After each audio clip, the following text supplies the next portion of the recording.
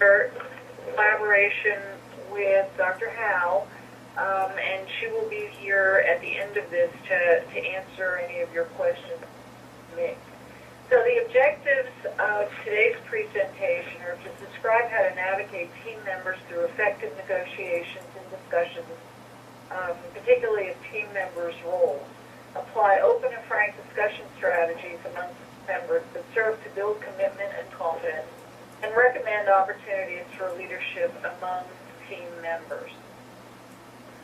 Leaders are born, are not born, they are made, and therefore anyone can develop the skills to be an effective leader.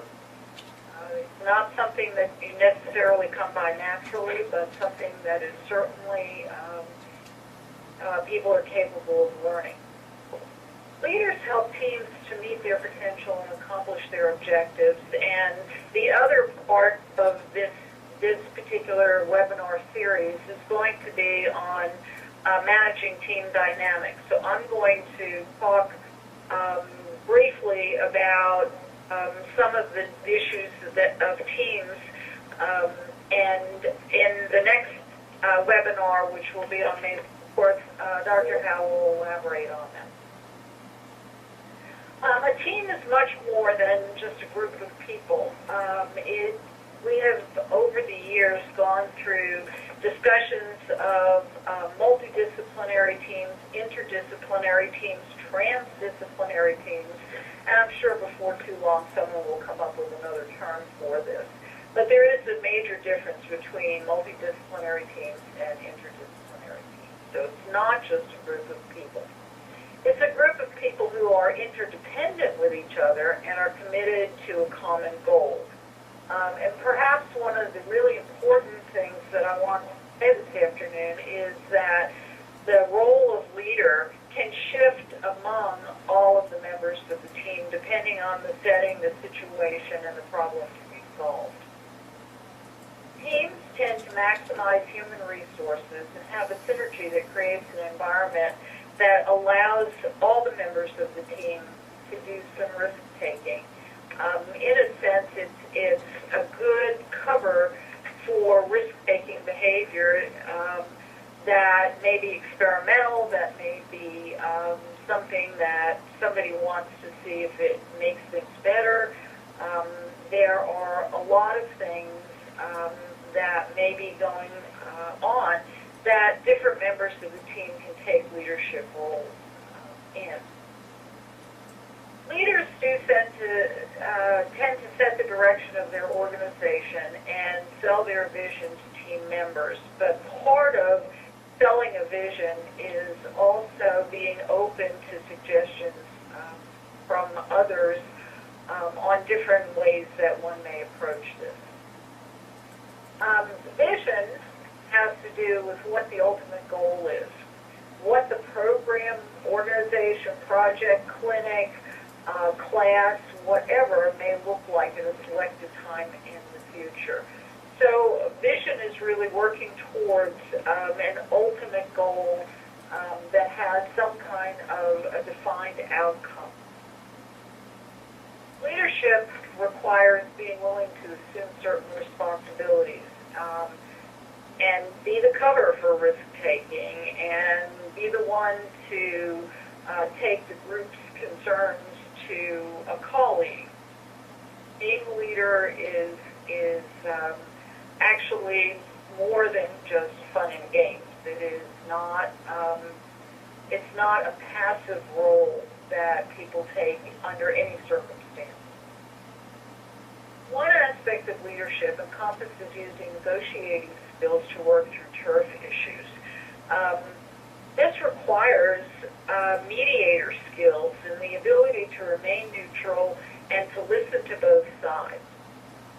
So a leader will find mutual agreement in order to lower the noise that surrounds conflict about the areas of disagreement. And a really good leader will help the members on opposite sides or different sides, not necessarily always opposite, find some common ground upon which they may base their ability to negotiate. So if there's a common ground that people can come to, it lowers all of the tension in that at least some of the things have been agreed on can be moved off the table because there is an area of agreement. A skilled leader will keep discussions respectful, no name-calling, no free jabs. They will encourage openness and honest discussion, and will keep the conversation inclusive. I think it's important to keep a perspective that the VA, in fact, has been way, way, way ahead of most healthcare institutions, schools, wherever healthcare is practiced, by a program that was started back in actually, I think, the late 70s, called an interdisciplinary team training in geriatrics. And the whole concept of delivering health care to elderly patients clearly requires an interdisciplinary team with a fluid leadership. And this was started by the VA and grew enormously through the 80s and into the 90s. And the VA decided at some point that this was part of our institutional culture, and the specific interdisciplinary team training activities sort of got incorporated into a variety of services. And it's been interesting to watch that in this year, that the whole concept of the need for team training has come back. And having been around for some years, it was really interesting the kinds of dynamics and the kinds of discussions and the kind of negotiation that went on with those teams in the interest of providing better care to our elderly veterans. A skilled leader will also create leadership opportunities for team members, and part of what our approach to this is here in our GREC and GEC is that people have responsibility for different projects, and when that project is being discussed, they are the team leader, and they will take the reins of the discussion and of bringing people into the conversation. And so leadership is not necessarily a static role, but in fact may be something that is fluid amongst a group of people. We recognize that in interdisciplinary healthcare teams, members bring different areas of expertise to the table. And each one of them has something to contribute, and each one of them wants to feel part of the team and wants a sense of ownership and an opportunity to contribute. And a good leader will facilitate the team members' ability to, in fact, do that. In interdisciplinary teams, as I've been saying, leadership is fluid, with different members of the team taking responsibility as the situation or the case shifts, changes, and patient goals may change, team goals may change. But one of the really strong hallmarks of effective leadership is to understand when to lead and when to let others lead. Okay, so leadership functions encompass a variety of activities and strategy. The first thing is to help the group keep focus on goals and not digress, as we tend to do, because then you lose sight of where it was that you were going, and you may not ever get there. A good leader has the ability to make changes as the program evolves, and recognize that the focus of team activities needs to shift on occasion. The leader will lead the team to decision making based on facts, not emotions, but on what it is that the strategies are to achieve the goals. A good leader will train members to work with the team. It's when you have, for example, a new employee, how is it that that individual is going to become incorporated into what it is that the team does? And it's really the leader's responsibility to assure that that happens.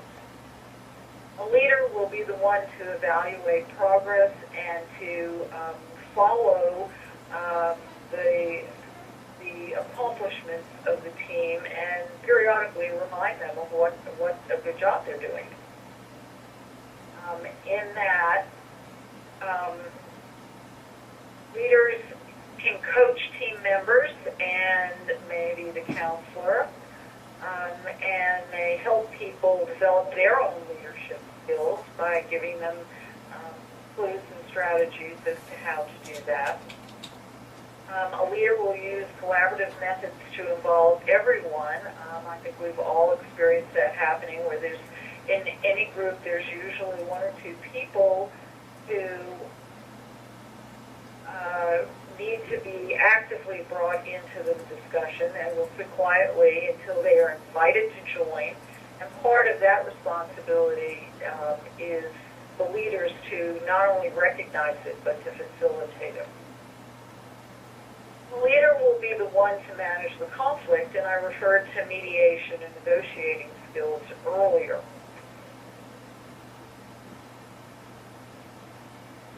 Okay.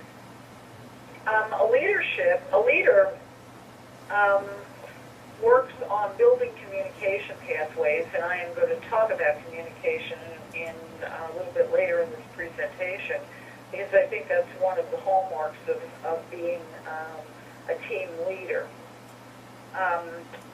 But the leader will also advocate for things that the team members actually need and be their advocate.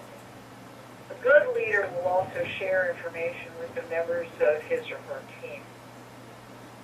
There are a variety of leadership styles, and I'm going to give you two sort of theoretical examples, if you will. Leadership styles may be categorized, and in some of the literature, they're categorized as authoritarian, democratic, or free reign. And let me explain to you what those are. An authoritarian leader is one who tells their team members what it is that they want done and how to do it. They're very directive and somewhat controlling. A democratic leader is one who will present the problem to a team member, to the teams, and involve and solicit input from their members in the decision-making process. So they tend to be much more democratic and have developed skills of compromise and help their team members to develop skills to compromise. Free reign leader is one who allows the team members to make the decisions, who puts the problem on the table and lets the team members go at it to solve the problem, and is more what I would call laissez-faire. A good leader uses all three styles depending on the situation, because there are clearly situations where there's no time for negotiation. Certainly in an emergency, somebody has to make the decisions and tell people what to do and how to do it and when to do it. But in a less urgent situation, we'll solicit and encourage input from the group, and will at times let them make their own decisions. So that's one theoretical framework for leadership. Bowman and Beale's leadership perspective is somewhat more structured and placed in the social sciences. So structural is a social psychology approach. Human resource is organizational and social psychology. A political leadership is grounded in political science. And symbolic leadership is founded in anthropology. And let me give you and some examples of this. So this is the framework, the Bowman and Beale's leadership perspective framework, and you can see that the center part of this, the working with others, self-management, and working with systems, is more or less what I've described to you in the other terms of leadership, but it has been reframed with the structural, the human resource, the political, and the symbolic frame. So it's just a different schemata, and it is a different theoretical perspective on leadership. Structural framework focuses on the structure within the environment and how to implement things. An effective leader in this type of framework could be considered a social architect whose leadership style is analyzing the problems and designing the solutions. If the leader is not effective, is an ineffective leader in this kind of a situation, then they come across looking like a petty tyrant and tend to micromanage. And I have had a lot of experience with ineffective leaders where they try to control the thing by micromanaging the details, and you tend to lose sight of the bigger picture and the ultimate outcome goals that you're focusing on. The human resource framework leaders tend to be more people-oriented. They believe in people, they are more accessible, they share information, they are more likely to have a participatory style where input is solicited from the group and processed with the group. And when somebody is effective at this, they appear to be a catalyst who provides support, advocacy, and empowerment of the members of the team. Somebody who is not very good at this, who is an ineffective leader, can be perceived as being a pushover. In the political framework, a leader will help to clarify what they want, assesses the distribution of power and interest, and may build linkages amongst the team members and with external frameworks such as other teams or other services or other facilities. Someone who is an effective leader in this model is an advocate who tends to build coalitions, but somebody who is not very good at this comes across as being a hustler who is manipulating the situation to achieve their own goals and not necessarily those of the team. In a symbolic framework, the leaders tend to view organizations as the stage to play certain roles and to provide an impression. They may use symbols to capture attention. They may be somewhat visionary. An effective leader will come across as being an inspirational leader who has a vision and is doing an effective job of moving the group towards achieving that vision or towards seeing that vision. An ineffective leader in this style framework may come across as being a fanatic who is doing things with smoke and mirrors and is not really well grounded in the world or in the world in which you exist, real or otherwise. In the Bowman and Beale model, leaders can be put into any one of these four categories at any given time, similar to what I said in the other framework relative to, you may be one thing for one occasion or one instance, and then shift as the facts change, shift as the situation changes.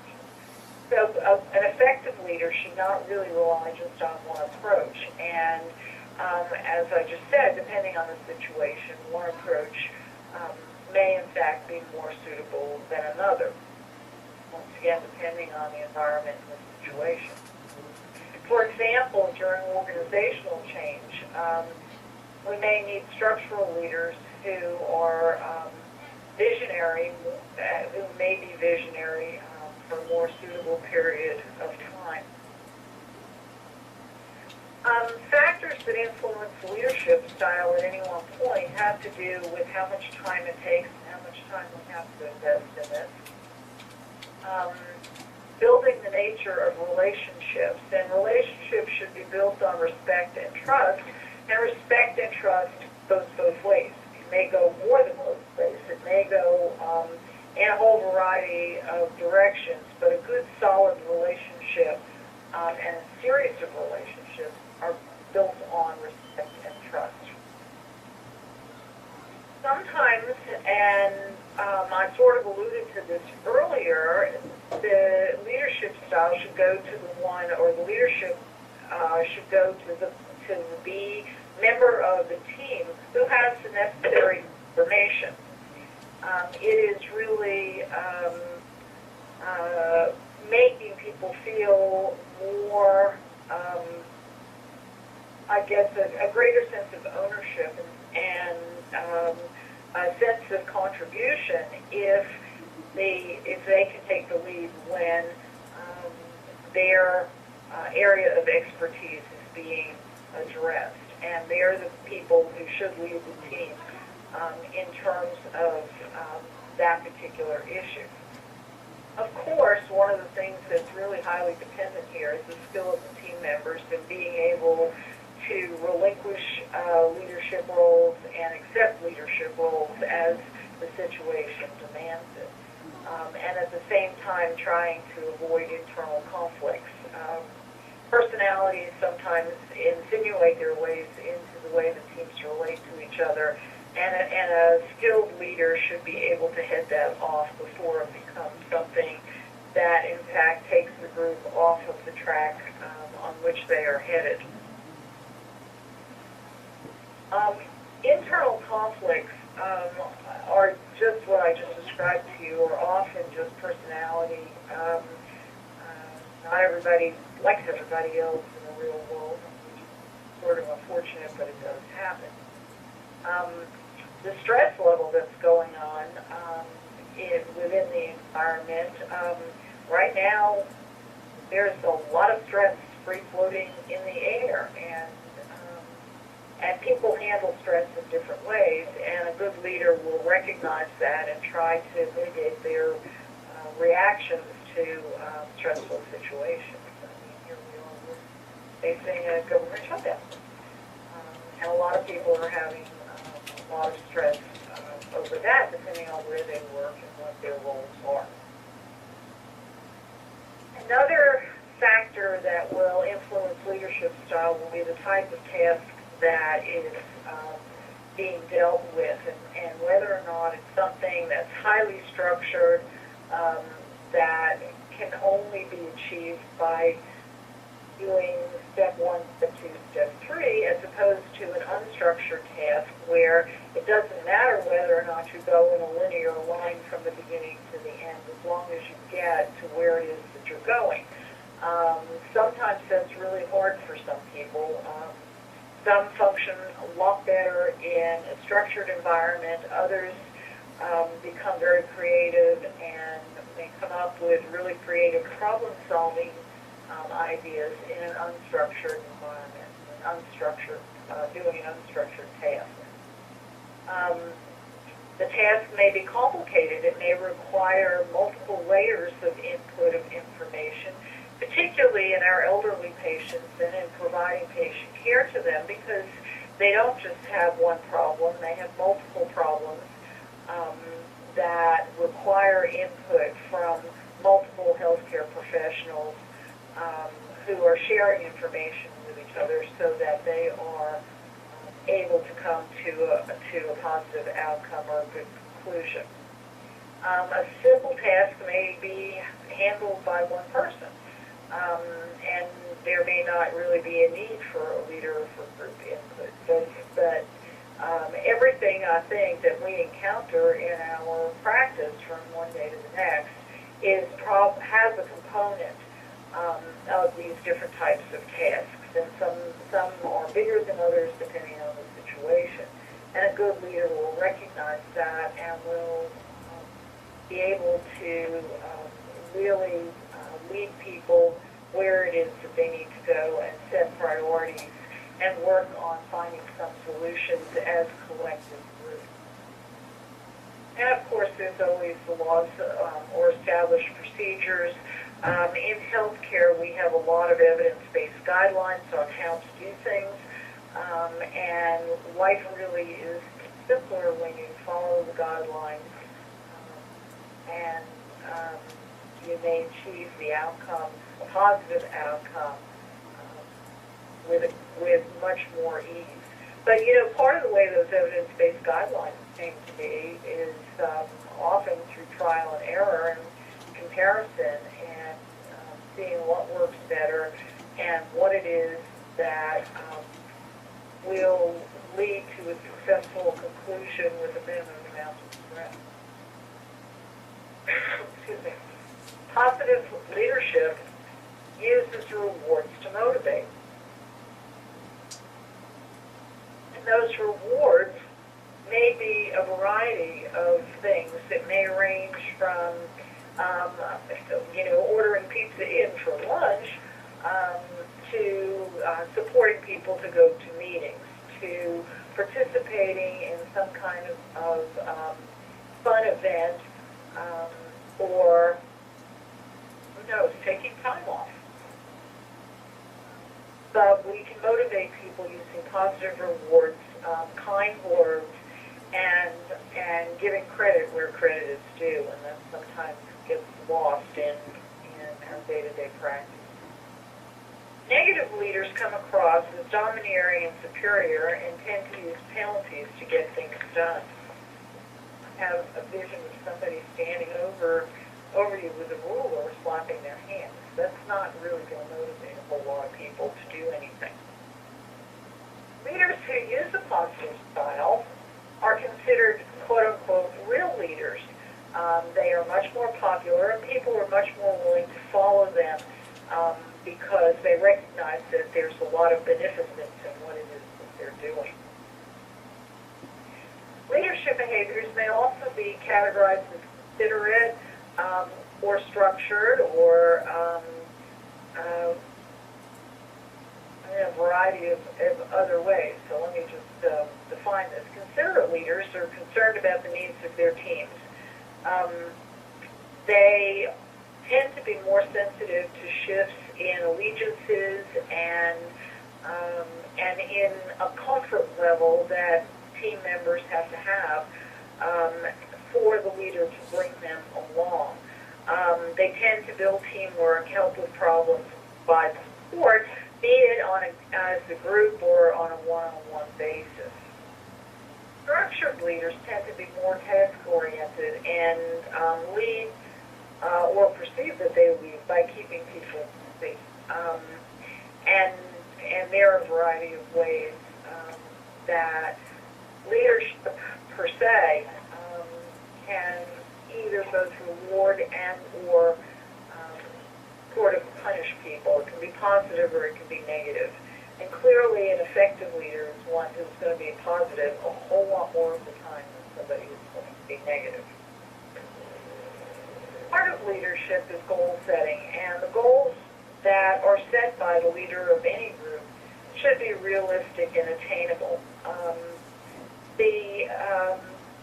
One of the things that we try to do around here is to set goals that we think we can exceed, because it makes everybody feel like not only have they achieved the goal, but they've gone above and beyond and we always try to set things up so that we are setting the situation up to be successful, as opposed to setting the goals so high that the team members will feel like that they have failed in achieving the goals. So we always try to set things up not only for success, but to exceed our expectations.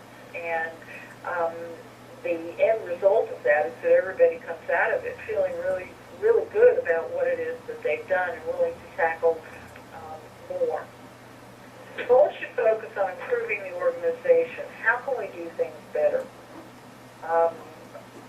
And the group per se should be involved in setting these goals, should be looking ahead towards what it is that they can make their situation, their problem solving, their environment better.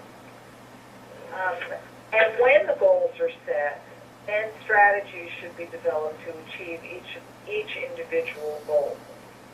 Sometimes I think that people get confused between what are goals and what are strategies. And if you take it even further, what are tasks? But a goal should be an overriding, out on the horizon, falling into the vision category, and the strategies should be what it is that you're going to do to get to that goal.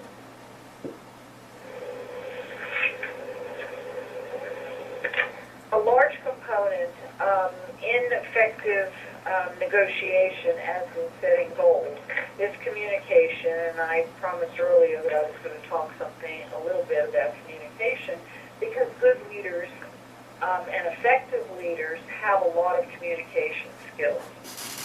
What is communication? It's the exchange and flow of information and ideas.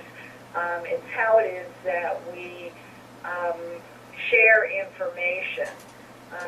And we may think that we've done a really good job in explaining things to people, but communication is not really complete unless it is received clearly by the recipient.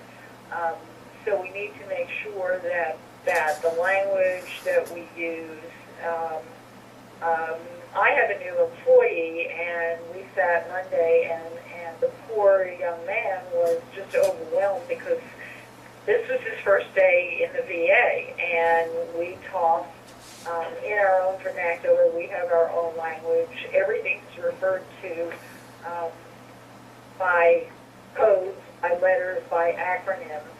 And when we are dealing with either our team members, our employees, our staff, or our patients, we may use language that they're not receiving clearly because they don't know what we're talking about.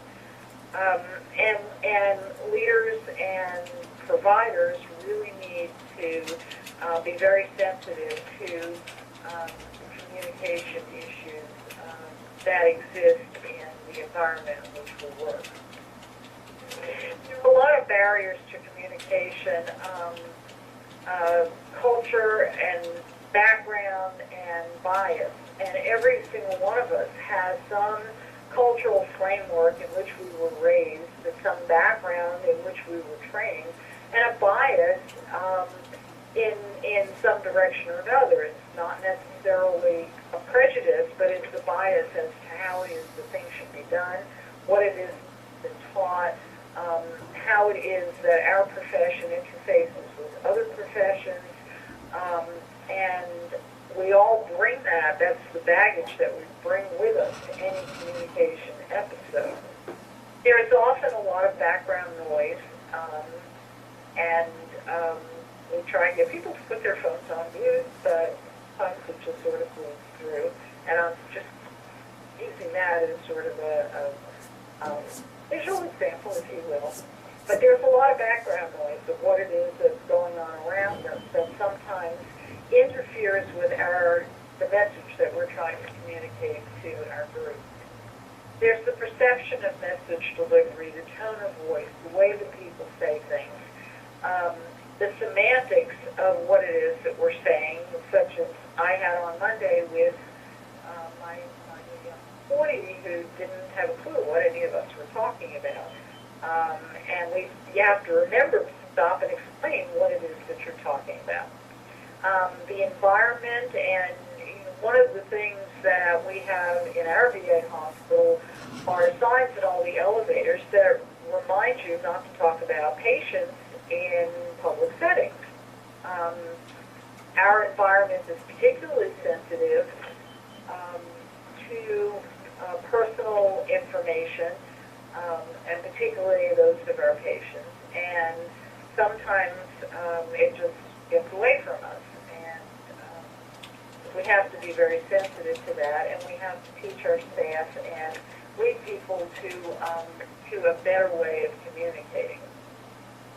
Sometimes we give too much information. I fear that's probably what it was that we did around here on Monday, that you give somebody so much information that they shut down.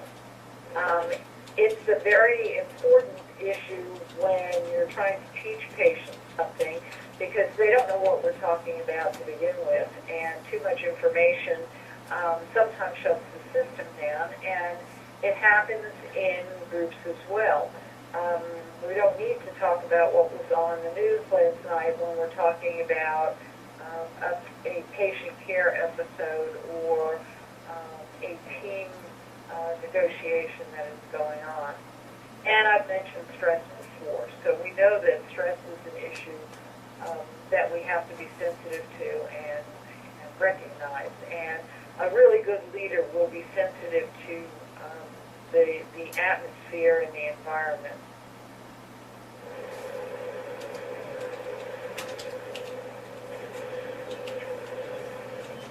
Have an added challenge in that every discipline does speak its own encoded language. We use acronyms and abbreviations that are unique to our profession. Some years ago, we did a program here on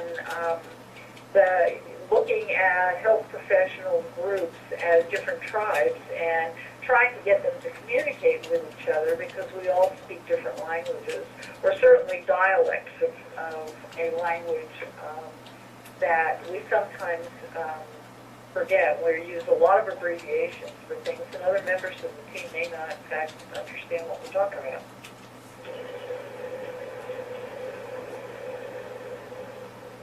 Active listening is a skill that's often missing in communication. And listening is perhaps the most important communication skill. In active listening, you spend more time listening than talking, and in fact, a good leader will spend more time listening than talking and be there to guide the group along the path that he or she has set as the goal. This is one that always drives me crazy. Do not answer questions with questions. It is extraordinarily frustrating when someone is, offering an opinion or trying to offer a solution to a problem. So try and actually answer the question with a declarative statement. A leader should be able to provide feedback, but let the individual to whom the feedback is going say everything that they need to say, so don't interrupt. You can ask open-ended questions, and that's really actually a very good thing to do with patients, so that they feed back to you what it is that they think that they've heard. Works with team members as well. And to solicit feedback, to get people, in fact, to respond to you, to make sure that they have heard what it is that you have actually said.